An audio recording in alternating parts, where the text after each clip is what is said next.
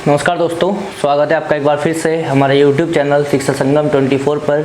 देखिए, हम आए हैं वर्ल्ड ज्योग्राफी के दूसरे लेक्चर के साथ में, और आज हम बात करेंगे कुछ ऐसे मुद्दों पर जहां से क्वेश्चन आना निश्चित होता है। ठीक है, लेकिन वर्तमान में दिक्कत ये है कि हम जो चीज़ें पढ़ते थे लुसेंट में या अन्य किताबों में, वहाँ से तो जानकारी जरूर आती है, वहाँ से तो क्वेश्चन जरूर बनते हैं, लेकिन उस क्वेश्चन को इस तरीके से घुमा दिया जाता है, उस तरीके से लपेट के पूछा जाता है वो क्वेश्चन, ताकि हमसे जवाब तो बन जाता है, लेकिन एक स्ट्रॉन्ग जवाब जो हमारे पास में होना चाहिए उसके लिए बहुत सारी समस्याएं सामने खड़ी रहती है। हम कंफ्यूज रहते हैं कि यार ऑप्शन ये सही लगाएं कि ये सही लगाएं, क्योंकि इसमें दोनों सही लगते हैं। ठीक है दोस्तों, तो उसी चिंता को दूर करने के लिए आते हैं एक नया टॉपिक के साथ में। और टॉपिक क्या होगा तो देखिएगा दोस्तों, आज वर्ल्ड ज्योग्राफी का दूसरा लेक्चर हमारा है।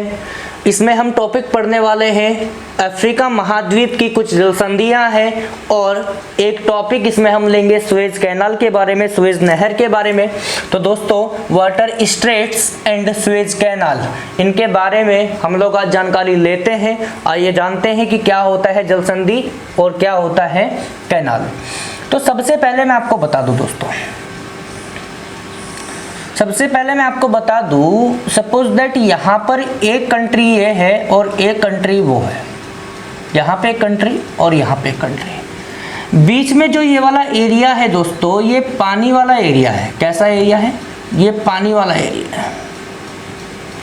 अब क्या है कि यहाँ पर कोई बड़ा ओशियन है, यहाँ पर कोई बड़ा ओशियन है।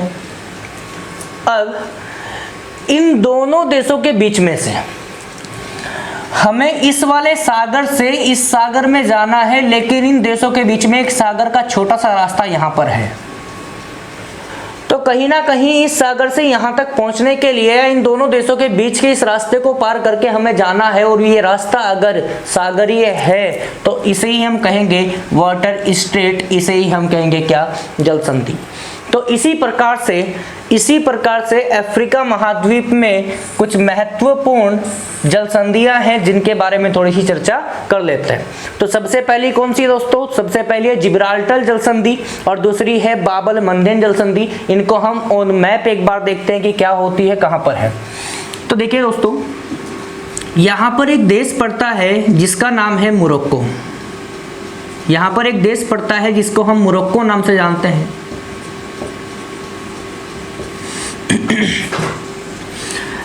यूरोप कॉन्टिनेंट में यहाँ पर एक देश पड़ता है, ये पोर्चुगीज है, पुर्तगाल, और यहाँ पर ये भाई साहब स्पेन है। तो दोस्तों, यहाँ पर ये मोरक्को, यहाँ पर ये स्पेन। तो सुनिएगा, ये मोरक्को आता है दोस्तों अफ्रीका कॉन्टिनेंट में, और यहाँ पे ये स्पेन आता है यूरोप कॉन्टिनेंट में। तो इन दोनों के बीच में ये भूमध्य सागर है, और यहाँ पर ये पूरा जो एरिया है ये अटलांटिक महासागर का है। कौन सा है दोस्तों? अटलांटिक महासागर का है। तो कहीं ना कहीं अटलांटिक महासागर से अगर हमें भूमध्य सागर या मेडिटेरेनियन सी में जाना है, या फिर भूमध्य सागर से अटलांटिक महासागर में अगर हमें आना है, तो कहीं ना कहीं इस वाले एरिया को पार करना पड़ेगा। और ये रास्ता बहुत बारीक है, ये रास्ता बहुत पतला है, यहाँ से बहुत तंग है। तो कहीं ना कहीं अब आपको इस मोरक्को और स्पेन के बीच से होकर जाना पड़ेगा। और यही मैंने आपको कहा था कि यहाँ पर कोई बड़ा ओशियन है, यहाँ पर कोई बड़ा ओशियन है, और आपको दो देशों के बीच में से किसी छोटे से रास्ते से जाना पड़े, सागरीय रास्ते से जाना पड़े, तो वो क्षेत्र कहलाता है जलसंधि। तो दोस्तों, एक जलसंधि जो आपको बताई थी, जिब्राल्टर जलसंधि, जिब्राल्टर जलसंधि। ये जिब्राल्टर जलसंधि कहाँ पर है? तो मोरक्को और स्पेन के बीच में है, और अफ्रीका और यूरोप के बीच में है। तो देखते हैं एक बार। मैंने आपको बताया कि जो जिब्राल्टर जलसंधि है दोस्तों, यहाँ से क्या होता है, लगातार जितने भी यहाँ के बाहर के देश इस तरफ के आते हैं अटलांटिक को पार करके, या फिर भूमध्य सागर से लगे हुए जितने भी देश हैं, इन देशों को यहाँ से बाहर निकलना है। फिर अटलांटिक वाले इस वाले एरिया से, चाहे वो नॉर्थ अमेरिका और साउथ अमेरिका दोनों में से कोई सा भी हो, और अगर उनको यहाँ से अंदर जाना है, इन देशों के पास में इनसे व्यापार अपना ट्रेडिंग करना है ओशनिक वे से, तो उनको यहीं से होकर जाना पड़ेगा दोस्तों। तो कहीं ना कहीं ये वाला जो एरिया है दोस्तों, ये कनेक्ट कर रहा है किसको, भूमध्य सागर को अटलांटिक महासागर से। तो इसको हम क्या कहेंगे, एक जलसंधि कहेंगे। और नाम दोस्तों कुछ भी हो सकता है, नाम यहाँ पे रखा हुआ है जिब्राल्टर जलसंधि, जिब्राल्टर जलसंधि। और दो क्वेश्चन यहाँ से आने वाले हैं, एक क्या, कौन कौन से महाद्वीपों के बीच में रखा हुआ है या फिर कौन कौन से महाद्वीपों के बीच में है। तो आपको बताना होगा कि अफ्रीका और यूरोप के बीच में है। क्लियर है क्या बात। फिर आपसे पूछेगा कि अफ्रीका में कौन सा कंट्री है, तो मोरक्को, जो भी आपको बताया था, तो मोरक्को अफ्रीकन कंट्री है। और जो स्पेन है, ये स्पेन एक यूरोपियन कंट्री है दोस्तों। तो आपको याद रखना है, अफ्रीका का देश है मोरक्को और यूरोप का देश है स्पेन। इन दोनों देशों के बीच में स्थित है कौन, ये हमारा जिब्राल्टर जलसंधि। मुख्यतः किसको जोड़ता है दोस्तों, तो ये बीच में है अटलांटिक ओशियन, अटलांटिक महासागर प्लस मेडिटेरेनियन सी, भूमध्य सागर। तो कहीं ना कहीं आपको याद रखना है कि जिब्राल्टर जलसंधि कौन से दो सागरों को जोड़ता है, कौन से दो बड़े महासागरों को जोड़ता है। तो एक है अंध महासागर, एक है दोस्तों अंध महासागर और दूसरा है भूमध्य सागर, दूसरा है भूमध्य सागर। क्लियर है क्या दोस्तों। तो यहाँ से जिब्राल्टर जलसंधि के बारे में हम बात कर रहे थे। मैंने कहा कि अफ्रीका और यूरोप के बीच में है। इन कंट्रीज़ की बात कर ले तो यहाँ से मोरक्को और स्पेन के बीच में है। उसके बाद सागरों की अगर बात कर ले तो अटलांटिक ओशियन से भूमध्य सागर के बीच में आता है। एक बात यहाँ से इम्पोर्टेंट आपको और देखनी है, एक बात आपको इम्पोर्टेंट यहाँ से और देखनी है दोस्तों। और बात क्या है सुनिएगा, भूमध्य सागर वाला जो एरिया है वो यहाँ से लेके पूरा का पूरा, इधर से काला सागर वगैरह भी आ जाएगा, खैर कोई बात नहीं, आ जाने दो। ये पूरा का पूरा हिस्सा यहाँ से लेके यहाँ तक का अंदर ब्लॉक है। भूमध्य सागर में आप कहीं से भी एंट्री कर लो तो पानी के माध्यम से नहीं कर सकते, नदियों के माध्यम से आ सकते, लेकिन दूसरे सागर के माध्यम से नहीं आ सकते। आएंगे लेकिन थोड़ी देर बाद में, जब तक स्वेज कैनाल नहीं बनती तब तक की बात कर रहे हैं।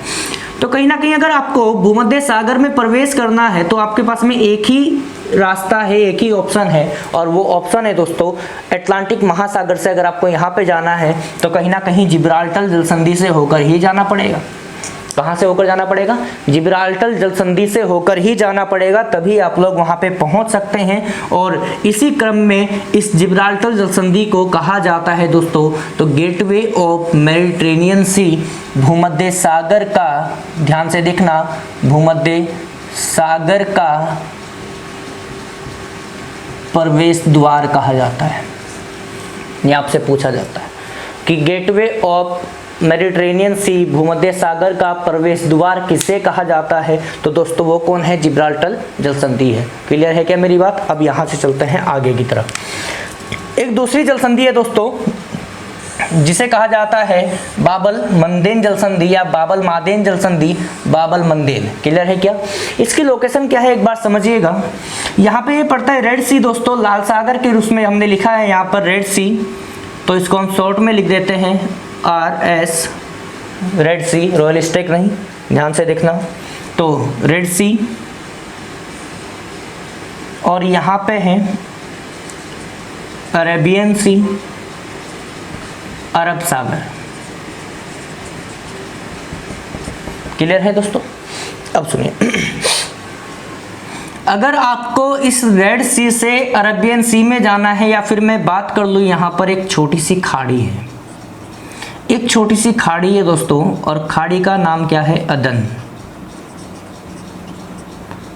बे ऑफ अदन, अदन की खाड़ी। क्लियर है क्या मेरी बात। ये अदन की खाड़ी कहाँ पर है, तो देखिएगा एक देश पड़ता है यहीं पर एशिया कॉन्टिनेंट में जिसका नाम है यमन। कंट्री का नाम क्या है, यमन है दोस्तों। तो इस यमन देश में के नीचे की तरफ अरब सागर का भाग जो है एक है अदन की खाड़ी, यहीं पर स्थित है यमन का सबसे बड़ा बंदरगाह, अदन का बंदरगाह, अदन पोर्ट। क्लियर है क्या बात। तो इस एशिया कॉन्टिनेंट में दोस्तों यहाँ पर स्थित है ये यमन, और यमन के पास में एक खाड़ी पड़ती है जिसको हम यमन की खाड़ी या फिर अदन की खाड़ी कहते हैं। तो अब यहाँ पर क्या है दोस्तों, अफ्रीका इसके पास में एक ये वाली आकृति आपको दिख रही होगी, उस बात को वहीं पर रख दीजिए 1 मिनट के लिए, इधर आ जाओ। अफ्रीका में आपको दोस्तों ये वाली आकृति यहाँ से दिख रही होगी। ये आकृति कुछ इस प्रकार है कि जैसे गाय का सींग होता है, जैसे हॉर्न ऑफ काउ होता है, तो कहीं ना कहीं इस आकृति को, इस वाली लैंडफॉर्म को हम यहाँ से क्या कहेंगे, तो दोस्तों इसको कहा जाता है हॉर्न ऑफ अफ्रीका। अफ्रीका का सींग कहा जाता है, अफ्रीका का सींग कहा जाता है। तो आप हेडिंग के रूप में इसको अफ्रीका के सींग को लिख लेना, यहीं पर ही बाबल मंदिर के अंदर ही लिख लो, क्योंकि आपके पास डेटा होना चाहिए, चाहे वो किसी भी फॉर्म में हो। तो हॉर्न ऑफ अफ्रीका की बात कर ले या फिर हम बात कर ले दोस्तों अफ्रीका के सींग की, तो आपसे क्या क्वेश्चन किया जाएगा, आपसे यहाँ पर क्वेश्चन किया जाएगा कि हॉर्न ऑफ अफ्रीका में, अफ्रीका के सींग में कितने देश आते हैं, तो यहाँ पर 4 देश आते हैं दोस्तों। और वो 4 देश कैसे रखे हैं, तो 4 देश रखे गए हैं दोस्तों, जिबूती, एरिट्रिया, सोमालिया और इथोपिया। एक बार इसको हम लिख देते हैं। डी से बनेगा जिबूती, क्योंकि इसमें डी साइलेंट रहने वाला है। जिबूती हिंदी में लिख देते हैं दोस्तों। एक देश आने वाला है एरिट्रिया, एरिट्रिया। एक देश आने वाला है सोमालिया और एक देश आने वाला है इथोपिया।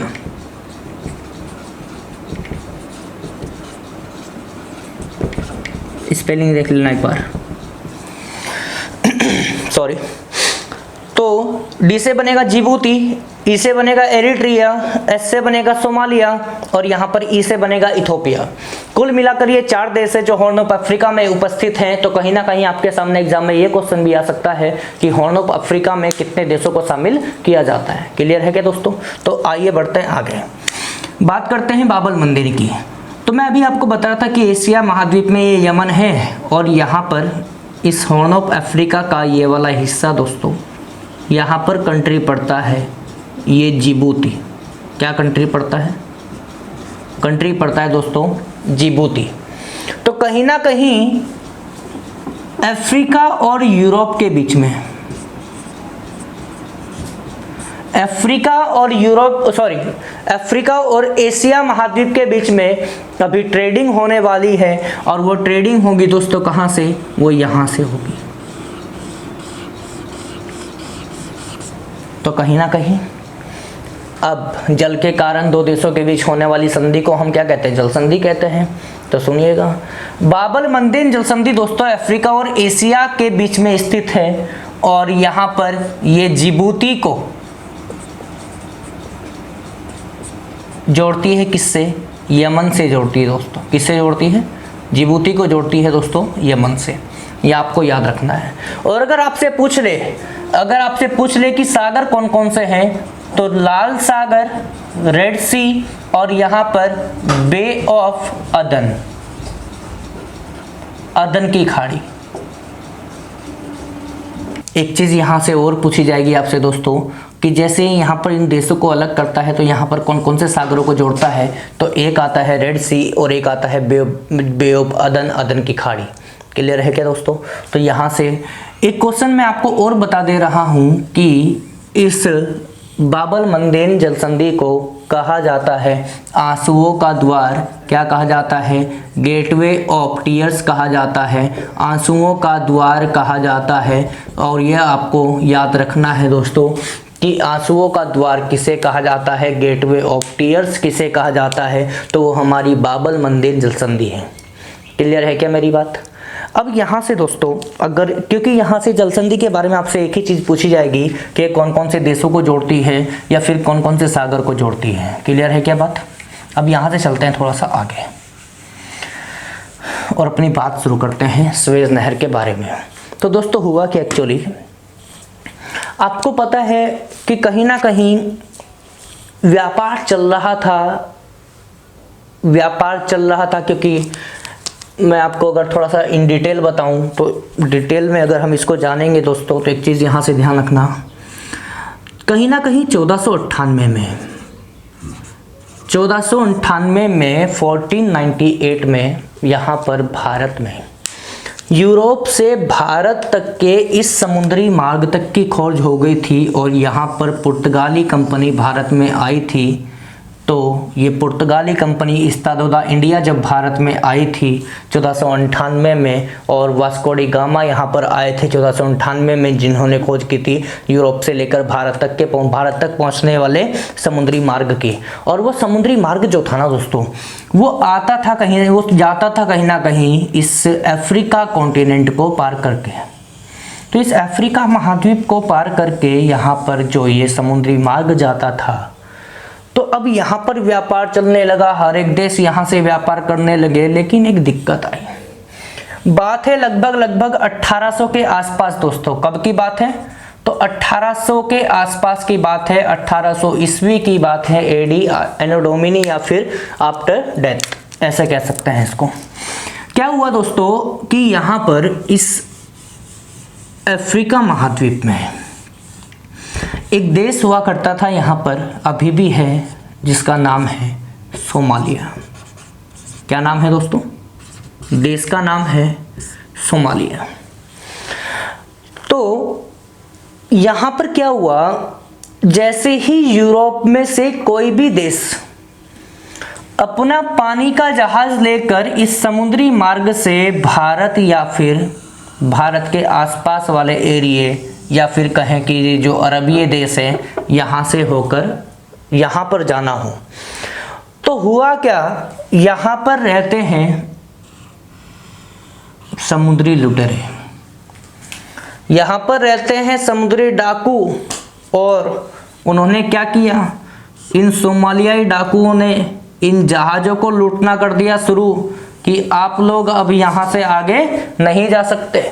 टैक्स वैक्स देना शुरू कर दिया, छीनना घसोटना शुरू कर दिया इनसे। अब कई बार तो इन्होंने झेल लिया, लेकिन जब हर बार ऐसा होने लगा तो कहीं ना कहीं अब इन देशों को आने लगी दिक्कत और यहाँ से व्यापार हो गया बंद, क्योंकि अब यहाँ पर बैठ गया सोमालिया और रास्ता कोई और यहाँ से नहीं है। तो दोस्तों हुआ क्या, हुआ ये कि स्पेन से ऊपर पड़ता है फ्रांस, और तब जाकर अगर मैं बात करूं 1800 से के बाद की बात, 40 की बात कर लूँ या फिर उसके बाद की पहले थोड़ी सी बात कर लूँ, तो कहीं ना कहीं ये फ्रांस यहाँ से इन अरब देशों के साथ में व्यापार कर रहा था। अब इन अरब देशों के साथ में अगर यहाँ से फ्रांस व्यापार करेगा तो इसका व्यापार हो जाएगा बंद, अब इसको आ जाएगी दिक्कत।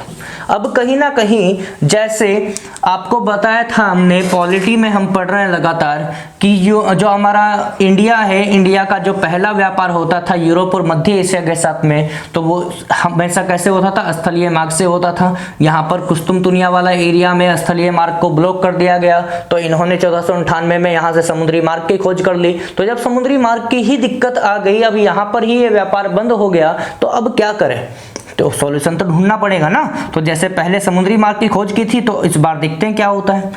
तो दोस्तों एक बात मेरी ध्यान से सुनना,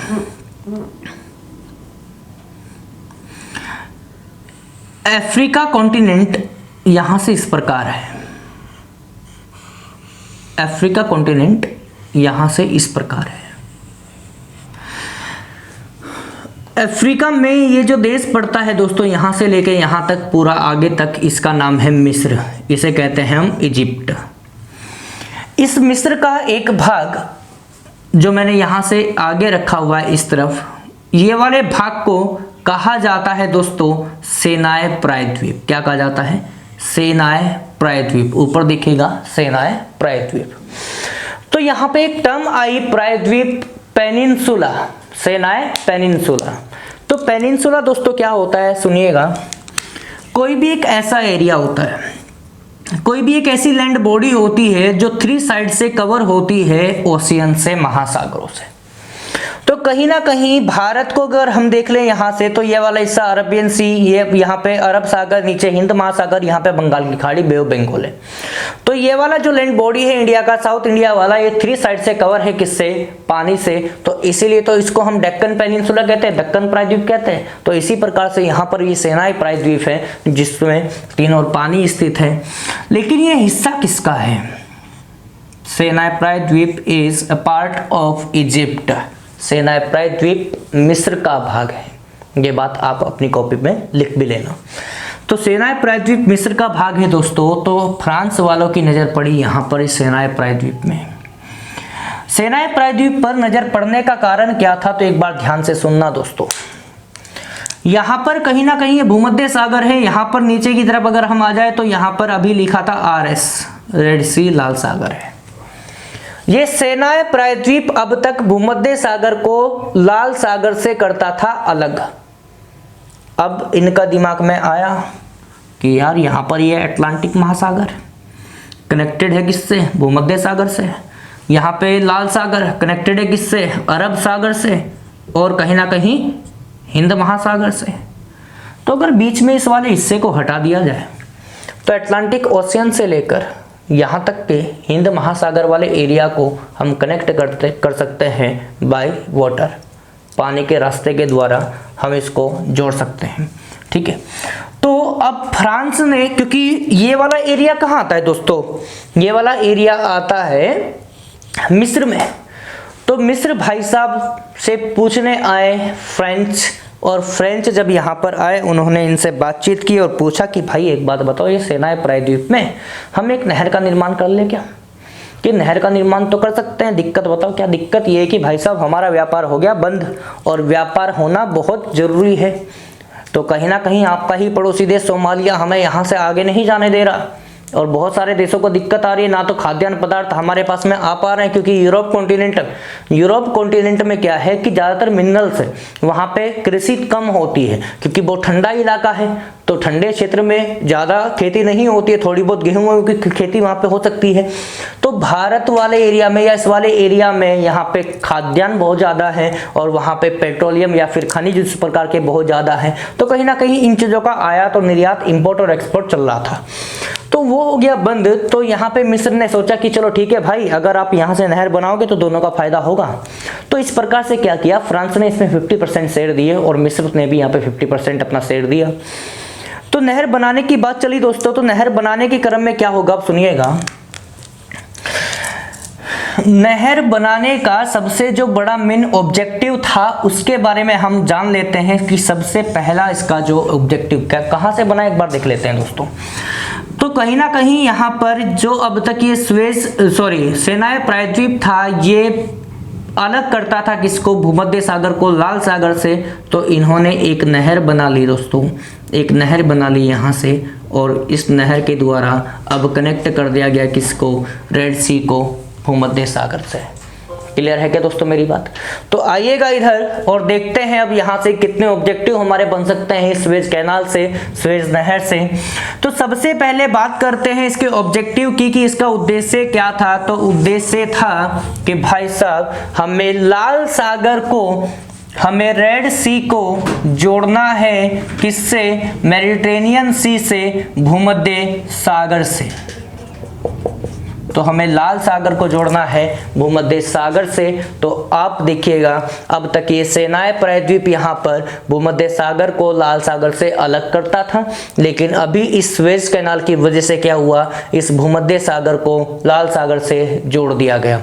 तो कहीं ना कहीं ऑब्जेक्टिव क्या था, इस रेड सी को भूमध्य सागर से जोड़ना इनका मेन ऑब्जेक्टिव था, उद्देश्य था। ये आपको याद रखना है दोस्तों, लिखते रहा करो इन चीज़ों को। मैं यहाँ पे इंग्लिश में लिख रहा हूँ तो आप लोग यहाँ पे डर जाते कि यार ये तो इंग्लिश में पढ़ा रहा है। नहीं भाई, मैं हिंदी मीडियम से, इसलिए इंग्लिश में लिख दिया यहाँ पे। ठीक है, तो मैं बोलूंगा हमेशा हिंदी में ही, तो इनको देख के ड्रा मत करो आप लोग। और जहाँ पे भी कोई टर्म ऐसी आती कि हाँ बोलने से समझ में नहीं आती तो उसको मैं लिख देता हूँ, तो घबराया मत करो बिल्कुल भी। उसके बाद यहाँ पर देखिएगा सबसे पहले क्रम में क्या हुआ, उद्देश्य था कि लाल सागर को जोड़ना है भूमध्य सागर से, लाल सागर को जोड़ना है भूमध्य सागर से। लेकिन दोस्तों अब क्या हुआ, इसी बात के चलते हुए, इसी बात को ध्यान में रखते हुए जब यहाँ से मिस्र ने हरी झंडी दे दी किसको, फ्रांस को, तो फ्रांस ने एक कंपनी यहाँ पे बनाई, एक कंपनी बनाई। उस कंपनी का नाम क्या है दोस्तों, तो उस कंपनी का नाम है स्वेज कैनाल कंपनी। और आपसे अगर पूछ लिया जाए कि स्वेज कैनाल कंपनी की स्थापना कब हुई, कब इसको एस्टैब्लिश किया गया, तो भाई साहब आपको बताना है कि 1859 में यहाँ पर क्या हुआ, स्वेज कैनाल कंपनी की स्थापना की गई। ये बात बहुत ज़्यादा इंपॉर्टेंट है। देखिए लूसेंट जब आप पढ़ते हैं तो उसमें दो बातें सुएज नहर के बारे में आपको मिलेगी कि सुएज नहर विश्व की सबसे लंबी नहर है, भूमध्य सागर को लाल सागर से जोड़ती है, ठीक है। और इसके एक ऑनर के बारे में फाउंडर के बारे में बता दिया जा सकता है आपको, ठीक है। तो वो बात भी इंपॉर्टेंट है, लेकिन उनसे भी ज़्यादा बहुत सारी बातें यहाँ पर इसके बारे में हम कर सकते हैं जो बेहद इंपॉर्टेंट है। तो दोस्तों यहाँ पर क्या हुआ सुनिएगा एक बार। 1859 में सुएज कैनाल कंपनी की नींव रखी गई, एक कंपनी बनाई गई क्योंकि प्रोग्राम बहुत बड़ा था।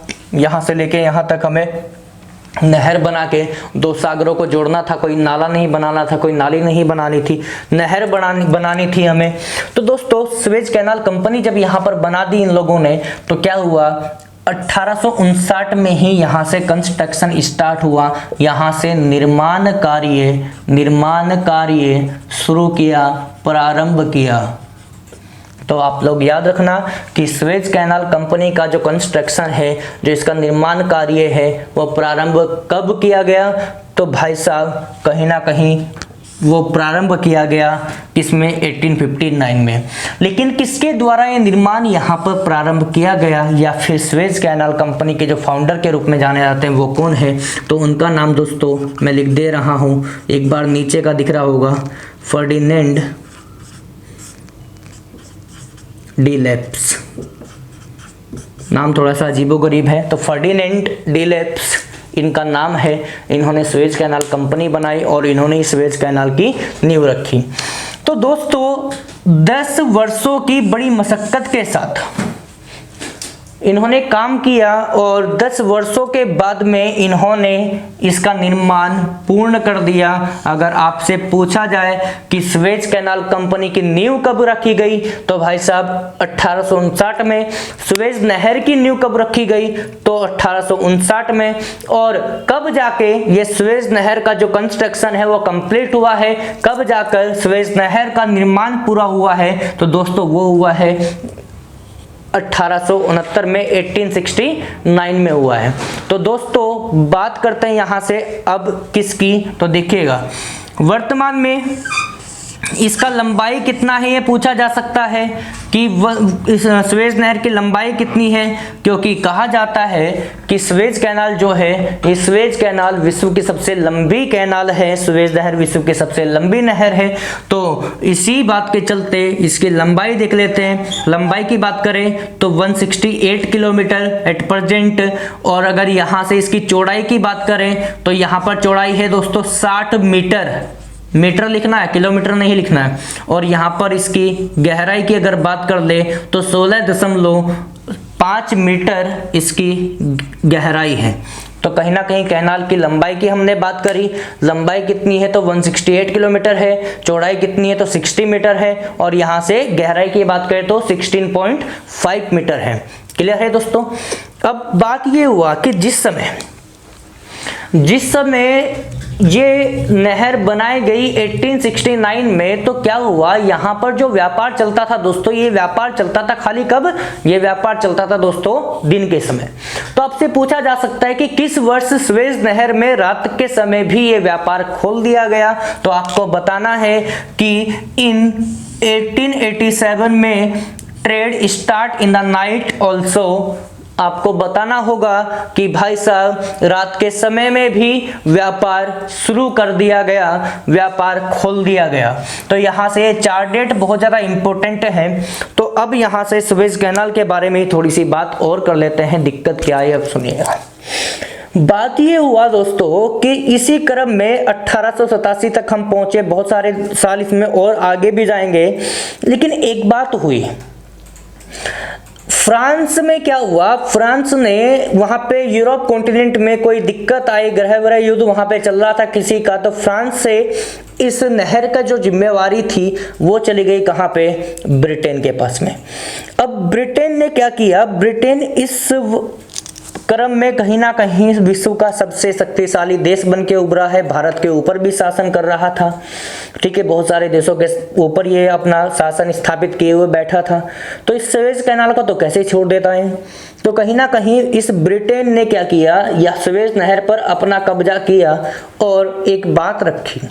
जिस समय इस कैनाल को बनाया गया था तो एक नियम बनाया गया था कि इस नहर पर कोई भी अपना हक नहीं जमाएगा, अपना अधिकार नहीं जमाएगा। दूसरी बात, यहाँ से शुल्क नहीं लिया जाएगा। बहुत सारी बातें यहाँ पे रखी थी और इसमें एक बात थी कि कोई भी देश अपनी पर्सनल आर्मी यहाँ पे नहीं रखेगा, अपनी एक सेना स्थापित नहीं करेगा।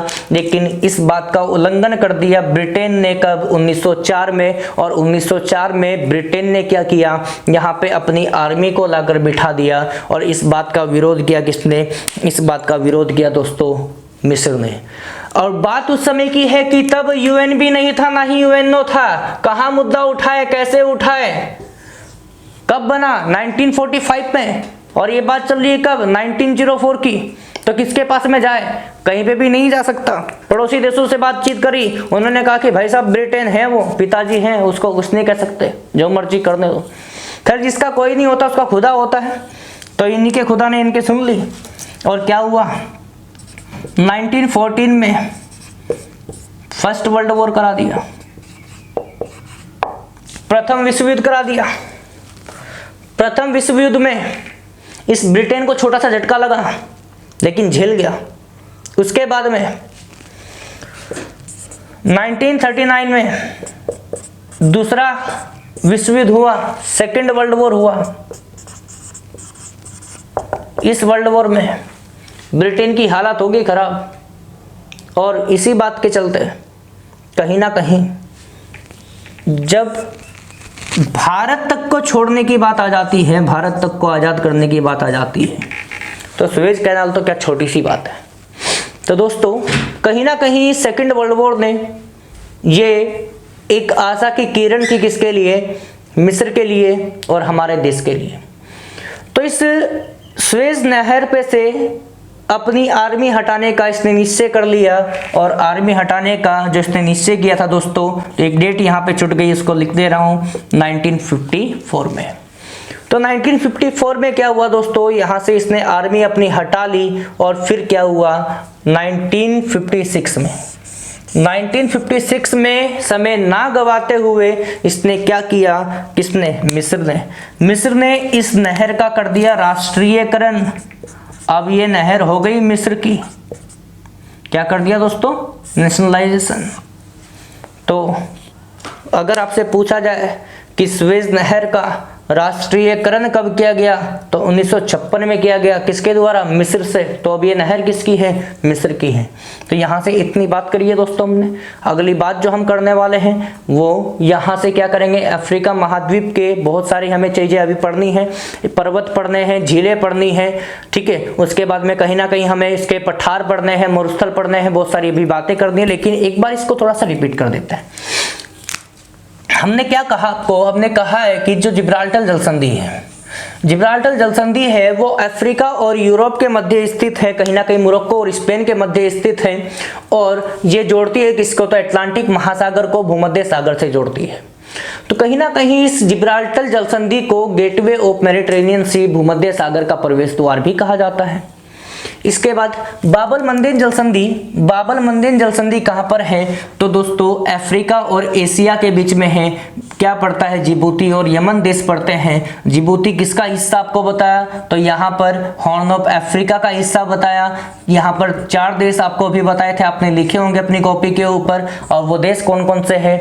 तो दोस्तों जिबूती, डी से बनेगा, डी साइलेंट रहेगा, एरिट्रिया, सोमालिया और इथोपिया आपको बताया, कभी भी क्वेश्चन आ सकता है। उसके बाद में यहाँ पर ये बाबल मंदिर जलसंधि का मेन कार्य क्या है? तो कहीं ना कहीं लाल सागर को अदन की खाड़ी से जोड़ना है। और इसी क्रम में इस जलसंधि को आंसुओं का द्वार, गेटवे ऑफ टीयर्स भी कहा जाता है। आपको बताया कि सेनाई प्रायद्वीप कहाँ है? तो सेनाई प्रायद्वीप भूमध्य सागर और लाल सागर को अलग करता था, मिस्र का भाग था। तो यहाँ से सुएज नहर बनाने के क्रम में एक काम शुरू किया गया। तो और उनका उद्देश्य क्या था? उनका उद्देश्य था सुएज नहर के पीछे का कि भाई साहब हमें तो लाल सागर को भूमध्य सागर से जोड़ना है। और इसी क्रम के चलते यहाँ पर 1859 में सुएज नहर कंपनी की एक स्थापना की गई। इस कंपनी ने एक अपना कार्य शुरू कर दिया, निर्माण का कार्य शुरू कर दिया उसी वर्ष में, और लगभग 10 वर्षों के बाद में यहाँ से इस नहर का निर्माण पूरा हुआ। लंबाई थी 168 किलोमीटर। उसके बाद यहाँ से इसकी चौड़ाई थी 60 मीटर। जब बनी थी तो तब कम थी, तब लंबाई इसकी लगभग 165 किलोमीटर थी। इसकी चौड़ाई लगभग 45 या 48 मीटर थी और गहराई लगभग 10 मीटर थी।